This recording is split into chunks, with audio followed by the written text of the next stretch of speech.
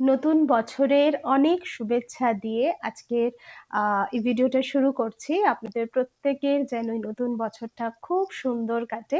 খুব সুন্দরভাবে আনন্দে আপনারা নতুন বছরটাকে উদযাপন করুন। সো আজকে যে বিষয়টা নিয়ে বলবো সেটা হচ্ছে overcoming anxious attachment, feeling peace in relationship. অর্থাৎ অ্যাংশিয়াস অ্যাটাচমেন্ট থেকে নিজেকে মুক্ত করা আর একটা শান্তিপূর্ণ সম্পর্ক সম্পর্ক তৈরি করা। সেই বিষয় নিয়েই হচ্ছে আজকের ভিডিওটা। তো এর আগে আমার একটা ভিডিও আছে, সেটা হচ্ছে what are the differences between love and attachment, সেই বিষয় নিয়ে। তো সেই ভিডিওটা দেখার পর যদি এটা দেখেন তাহলে বুঝতে আরো বেশি সহজ হবে।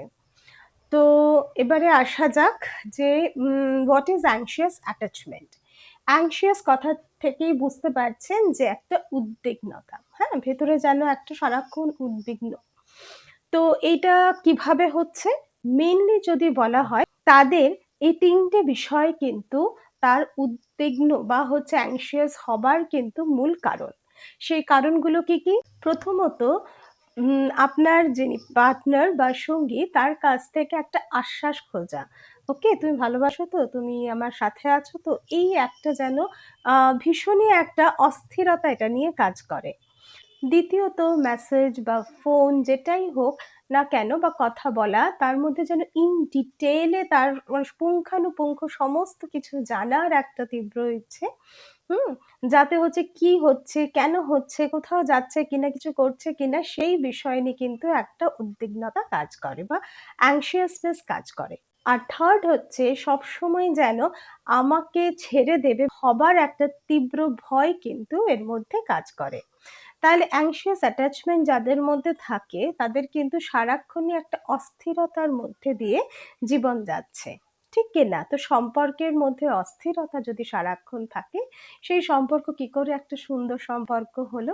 এবারে বলি, এই যে একটা অস্থিরতা সম্পর্কের মধ্যে, আর সারাক্ষণই হারানোর একটা ভয়, সারাক্ষণই যেন might be he is cheating me or অন্য কিছু, মানে সারাক্ষণই যেন একটা পাজল হয়ে থাকা। তো এটার কারণটা কি?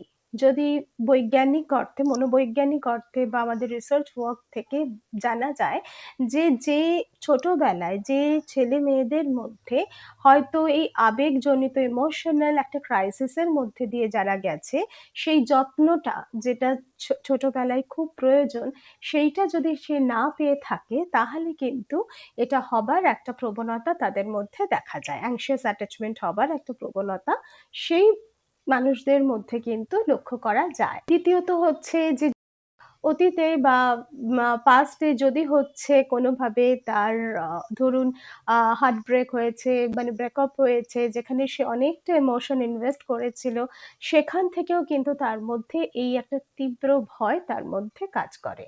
ব্রোকেন ফ্যামিলির যারা ছেলেমেয়ে তাদের ক্ষেত্রে বাবা-মা ডিভোর্স হয়ে গেছে বা খুব মারধর, অ্যাবিউজ এগুলো দেখে সে বড় হয়েছে, সেখানটায় তো তার একটা ইমোশনাল টার্ময়েল এর মধ্যে দিয়ে সে গেছে।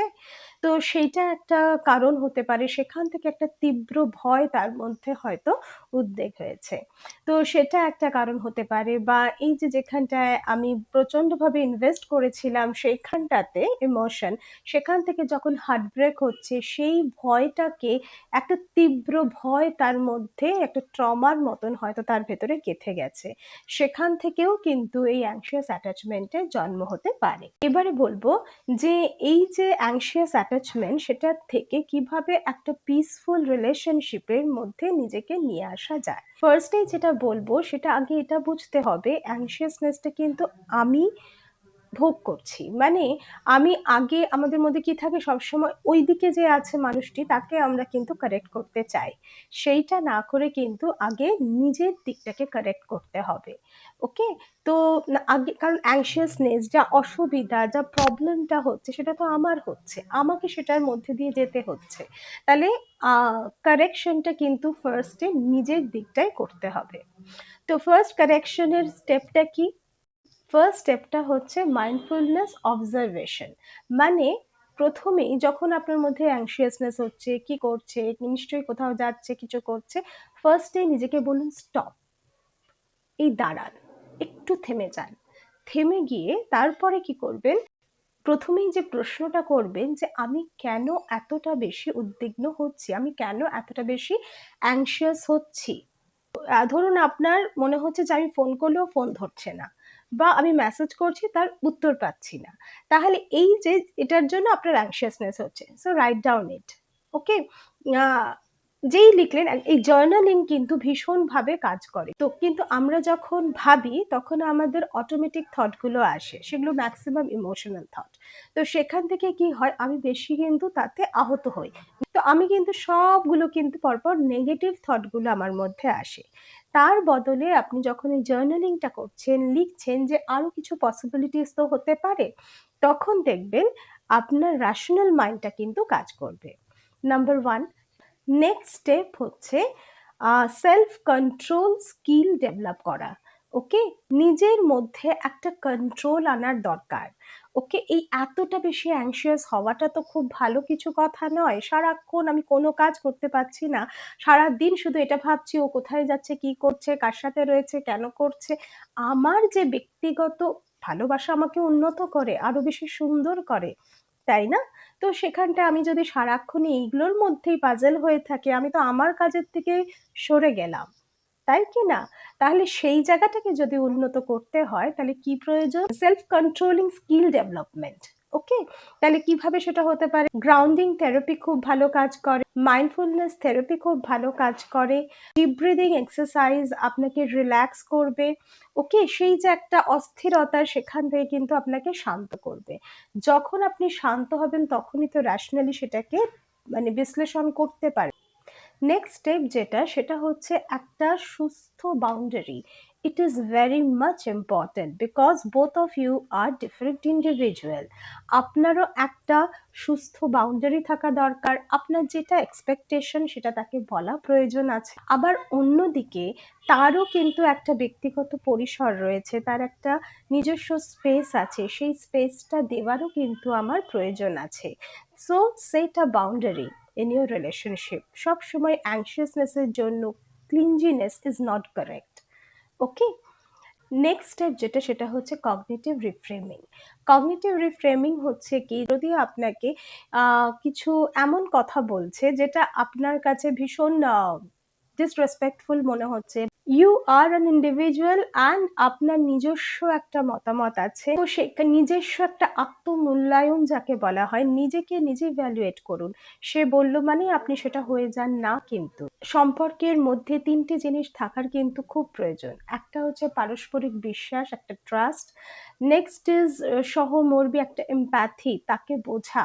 হ্যাঁ, সেও যেরকম আমাকে বুঝবে আমিও তার কে বুঝবো, এই এমপ্যাথেটিক অ্যাটিটিউডটা থাকার খুব প্রয়োজন আছে।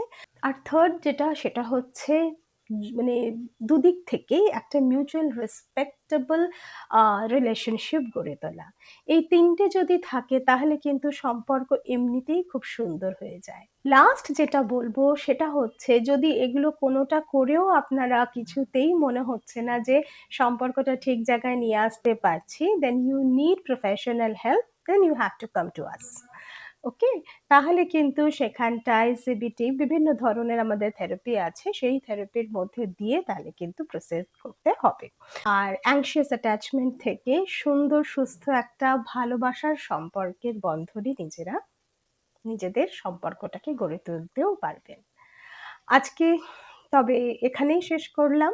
আবার অন্যদিন অন্য একটা বিষয় নিয়ে পজিটিভলি আসবো। নমস্কার।